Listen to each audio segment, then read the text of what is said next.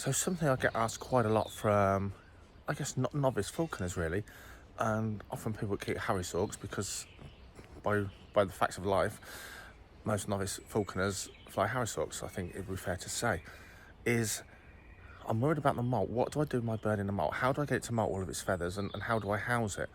So later in this short video, you'll see some housing options.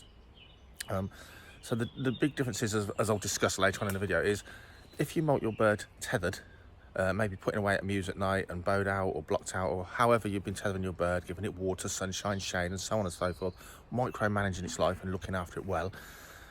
Generally, when that bird gets a fatter weight, it's got no appetite to go hunting anymore, you're feeding it ad lib and it's basically stacked on the pounds, which will help it molt much faster. It's got lots of excess calories and it'll molt cleanly and faster.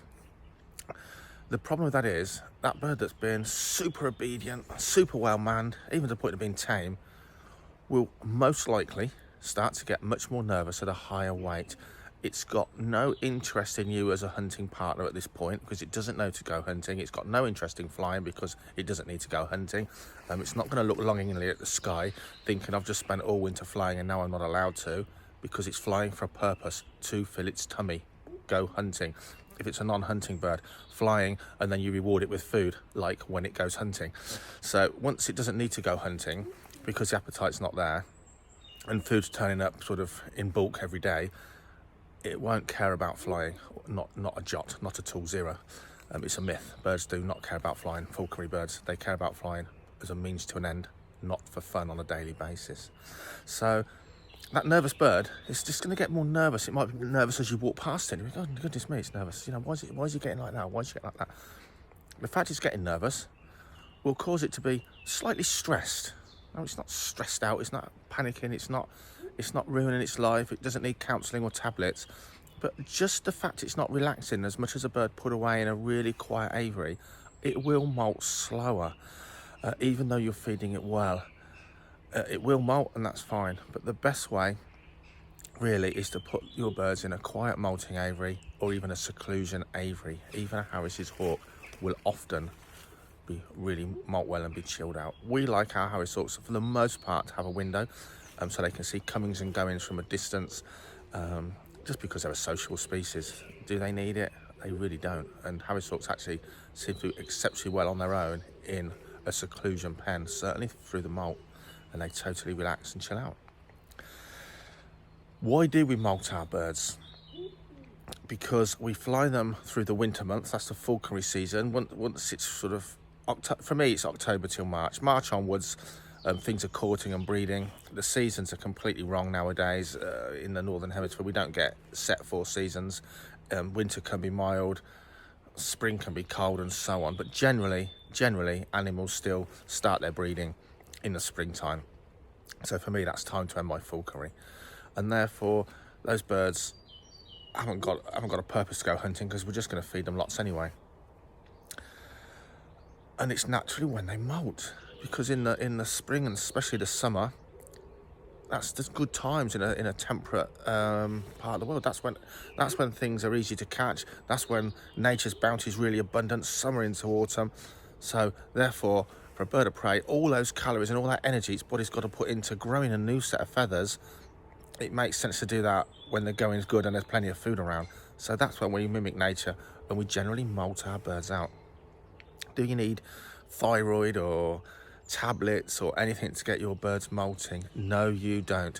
Do you need to worry because your mate Fred's Harris hawk has already started dropping tail feathers and yours hasn't dropped a single feather?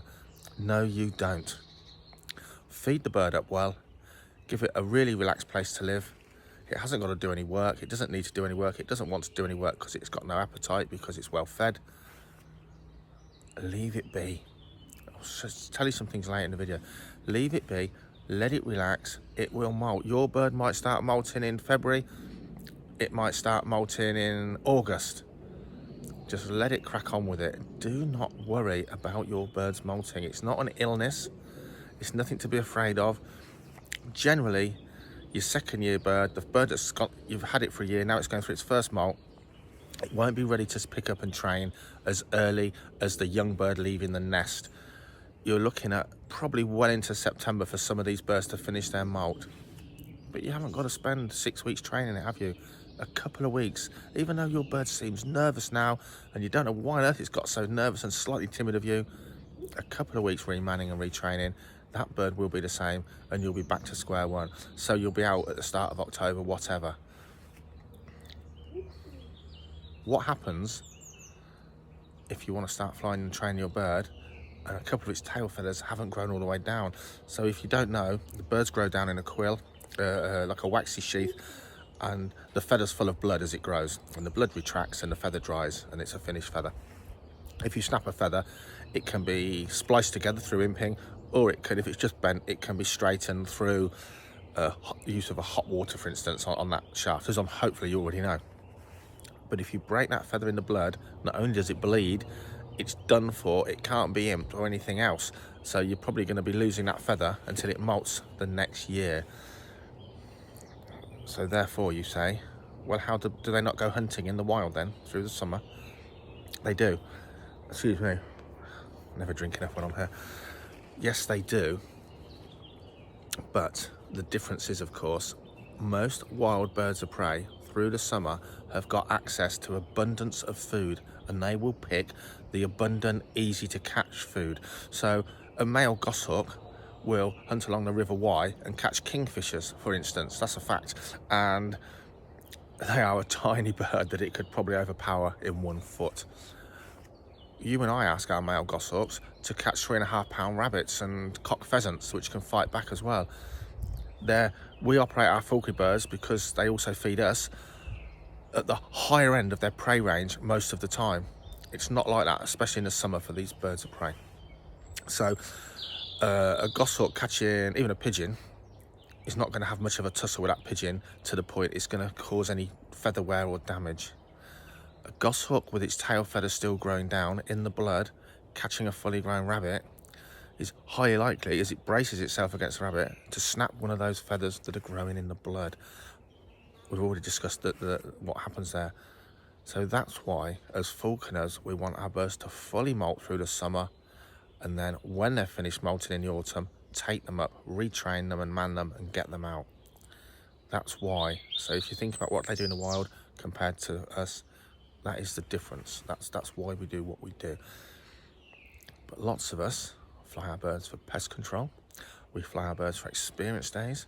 We fly our birds for education. We fly our birds for demonstrations, an awful lot of which are all through the summer. So what happens to our birds? What happens to my display harris? What happens to Nigel? He just works all the year round, but he works all through the summer, not hunting. What happens to him? Well, he's still at flying weight. He's still super obedient, and he's flown and tethered or kept in his mews as he always is. And he still molts through the summer. But those birds usually molt much slower, because they're not stuffed up with loads of excess calories, and they're working. Life's more stressful. But again, we're not talking stress. All animals and humans live in a state of stress all the time. If a rabbit's chased by a fox, it's stressed out. It's not stressed out like you or I would be, chased by a werewolf, just part of its natural day. If a bird's looking for food, it's undergoing a certain amount of stress, isn't it? When people say the word stress with animals, or humans, they often just imagine a really bad experience. So Nigel molts slower, and then what happens is, with our display birds and such like, they'll get a rest at the end of the season, so late autumn, and they usually, once they're rested, having a rest, stuffed full of food, they'll go through their molt cycle way later than other birds, and they'll often complete that molt even in the winter. So I hope that gives you an insight how these birds work, their physiology works. But what I really want you to do in this video is not worry about molting your birds. It's a perfectly natural cycle as falconry birds. It's incredibly easy. There's no race. Your birds will molt, if treated correctly, perfectly well, ready to get out hunting autumn onwards. Enjoy the rest of the video. Like and subscribe. It's massively helpful. Like we are talking, massively helpful to keep running this if you guys click like and subscribe. Enjoy the rest of the video. Hopefully there's some tips in there that'll put your minds at rest and make your life a little bit easier. So I'm all about, real life, not I'm an expert, therefore I do everything perfectly and no one else does, and all that claptrap. So this aviary is about to be cleaned. Now, when I say cleaned, this bird, this is a red tail in this instance, it's resting during the molt. Now, in an aviary this sort of size, obviously if you put perches in the corner, across the corners, they're the worst kind of perches. They really are going to have poo everywhere. But you can see there's a perch there. You can see it's chewed off some of the astroturf, but that's not a problem. We've got good astroturf here, proper astroturf there. It doesn't matter if the perches aren't all covered in the best astroturf, but certainly the ones they use a lot. So that can be repaired, and that bird's going to be okay for in there. But look at this mess. This mess here, and to a degree, some of this down in the gravel here, does not look nice. It isn't affecting your bird's health. The bird's not feeding off of it. It's not wading around on the floor. So to a degree, looks when a bird is molting, just like a breeding aviary, can be a little bit yucky, but that doesn't mean you're necessarily using poor husbandry techniques. Now this aviary here, the perches, the gravel floor, and if I show you bath down here, so again, look at this bath, it's green with algae, and there's a few leaves falling in, a few blossoms from the cherry trees above. But if you actually look at the water's gin clear, and it still hasn't had its daily refresh. Doesn't matter about scrubbing that bowl out if generally there's no detritus in there like cherry trees, bits, pellets and poo. If the water's refreshed, and that's easy to do. So even a fully enclosed aviary, what we could do here is simply drill a hole in there, an inch hole, that we can put a hose through and overflow the water. Just let it run clear. That's perfectly acceptable. Not on show to the public it isn't, but for your bird at home, that water running clear in an algae-filled bowl is not a problem. Every bit of water, puddle, stream, ditch, lake, everything is covered completely in algae in the wild. So where that food chute was I just shown you, imagine, I'm going to put that right in the centre, where that trapdoor is. Ideally you want a little tray that you can lift the trapdoor up and clear uneaten food. Just below it, a little shelf that's got a slate on it or a plastic covering that you can also wipe clean. Now you're not going to put your hands through and wipe it clean because you're going to get a foot on your hand, or possibly. But what you can do through these bars is pretty much rinse that off right at the back there with a finger over the hose or a jet on your hose. You can blast off the excess poo on the sidewalls and you can blast it through the gravel. More than adequate for keeping your molting bird happy and healthy without necessarily going in all the time disturbing it if it's becoming nervous at a high weight. This one's open fronted, and that way you can therefore let the bird see what's going on, but you're approaching with the food not from the front, out of sight, and you're accessing around the back to the food chute. So that bird that's nice and quiet, that you've trained for a year or two, you're not now turning it into the possibility of a screamer when it's on weight in the flying season, suddenly thinking, oh yeah, you just bring me the food, I've turned back into a baby. Food chute hidden from view as you approach is very, very helpful for free lofting birds, rather than the easy option, of course, of passing it through here.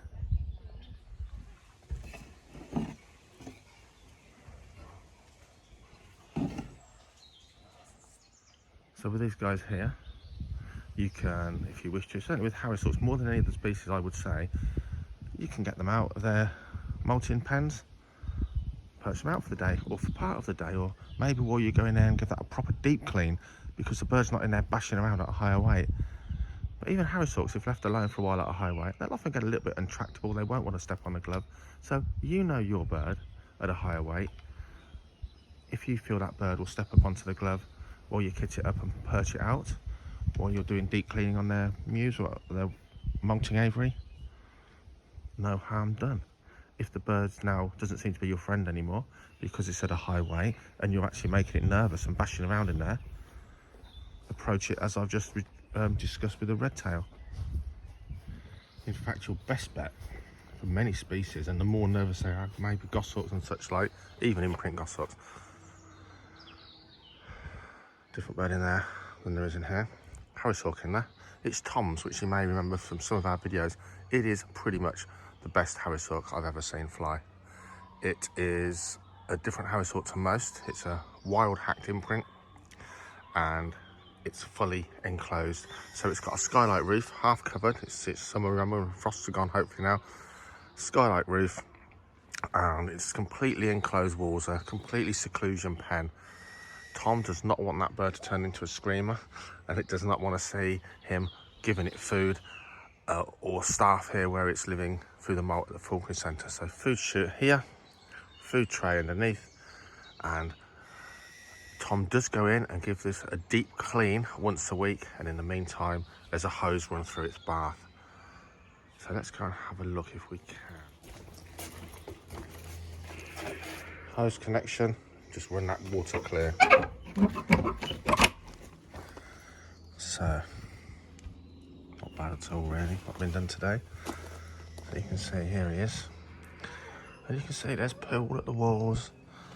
He's got a toy in there, Tom changes that toy, there's a bit of an eating food down there, there's weeds growing down here, low level weeds. All of this can be power washed at the end of the molt. For now, it's maintenance.